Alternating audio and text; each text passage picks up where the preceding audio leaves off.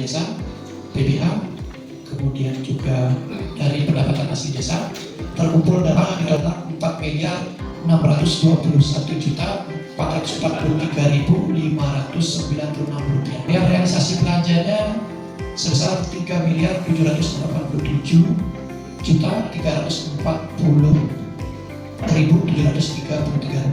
Jadi secara keseluruhan BHK untuk Subang dan ada yang murni memang digunakan di desa. Dan dari persentase realisasinya yang bisa kita kerjakan, kita laksanakan, kita kelola di tahun 2024 sebesar 81,96%. Nah, ini juga termasuk belanja rutin. Adapun LKP, rencana kerja PBDS yang tidak bisa kita laksanakan di tahun 2024 yang jumlahnya cukup besar karena satu terkendala dengan transfer dana, yaitu penataan lapangan yang rencananya kita akan kerjakan setelah pelaporan pertanggungjawaban ini. Mungkin di bulan Februari nanti kita akan laksanakan sosialisasi terkait penataan lapangan.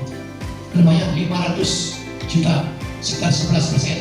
Kalau itu bisa kita kerjakan, transfernya datang lebih awal, berarti kita bisa kerjakan di angka 93% realisasinya seharusnya. Tapi karena transferan dari kabupaten datangnya terlambat, sehingga penataan lapangan tidak bisa kita kerjakan. Selanjutnya yang lain adalah bedah rumah. Bedah rumah tidak bisa kita laksanakan dikarenakan dari kabupaten sudah melaksanakan kegiatan program rehab rumah. Kita ada 7 pelaksanaan rehab rumah dilaksanakan oleh kabupaten. Sehingga karena data rugi lahu kita rumah tidak layak huni kita ada 8, tidak lolos 1, kemudian 7-7-nya sudah dilaksanakan rehaban, sehingga daftar rugi lahu atau rumah tidak layak huni warga kita tidak ada. Sehingga di SIPD tidak ada daftar rugi lahu. Kalau kita melakukan pekerjaan atau pengerjaan bedah rumah, itu nanti menyalahi kembali aturan. Sehingga pembangunan rumah layak huni bagi warga kita tidak kerjakan. Itu murni memang tidak kita kerjakan supaya tidak menyalahi aturan. Dan mungkin nanti akan ada tanggapan dari peserta. Kalau sudah mungkin nanti disetujui atau diterima, kita akan buatkan perdes untuk kita laporkan kepada Bupati. Sahabat yang tadi menyimak laporan dari Bapak Kapolda, kalau secara real keterserapan anggaran yang 81,96% itu adalah sangat kecil, tetapi begitu disampaikan ada beberapa kegiatan yang terkendala karena keterlambatan transfer, terutama cukup besar itu penataan lapangan, kemudian bedah rumah yaitu untuk rumah tidak layak huni bagi masyarakat yang awalnya ada 8, 7 sudah diambil kabupaten, 1 yang belum lolos dalam verifikasi, sehingga dana itu yang menyebabkan kelihatannya keterserapan anggaran tahun 2024 itu jadi kecil. Nah, sehingga kalau mungkin masyarakat melihat kenapa 81% keterserapan, karena ada ketidakmampuan dari pemerintah desa yang mengelola keuangan, menjalankan anggaran, tapi memang karena faktor keterlambatan anggaran. Justru kalau kita terima tetapi nanti realisasinya tidak sesuai juga sudah akan menjadi satu temuan. Jadi terima kasih. Jadi saya ucapkan dari selaku wakil kepada PBD atas kinerja teman-teman di pemerintah desa. Tahun 2016 tentang laporan kepala desa dan Permendagri 20 tahun 2018 tentang pengelolaan keuangan desa. Jadi apa yang sudah terjadi hari ini sudah merujuk kepada aturan-aturan itu.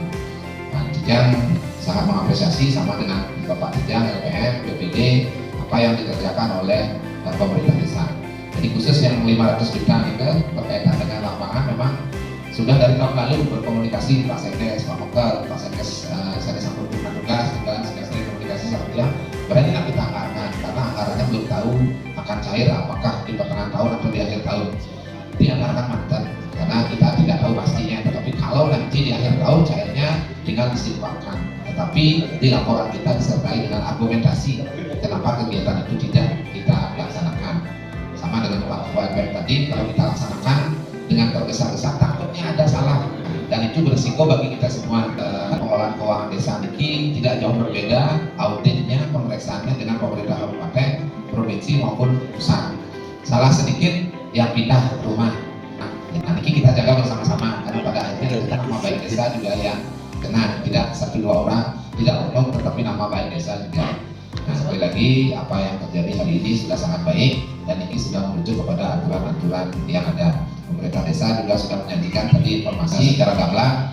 Jadi pendapatan, belanjanya, anggarannya berapa, realisasinya berapa, kemudian sisanya berapa. Nah sisanya tinggal kita gunakan di tahun 2025. Pertanggungjawaban telah kita lakukan dan sebelum acara ini kita setuju bersama, hadirin setuju menerimanya? Terima kasih. Semoga di tahun pertanggungjawab 2025 lebih baik lagi. Semoga apa yang kami usulkan dari BPD akan memberikan terobosan di dalam artian koordinasi yang baik tanpa mengurangi rasa hormat bertajuk pada kemajuan desa kita desa. Pusat pada hari ini pertanggungjawaban Bapak Protokol diterima oleh kami dengan nilai baik. Jadi pada acara hari ini Musdes tiga pertanggungjawaban Bapak Protokol diterima dan acara hari ini kami tutup. Terima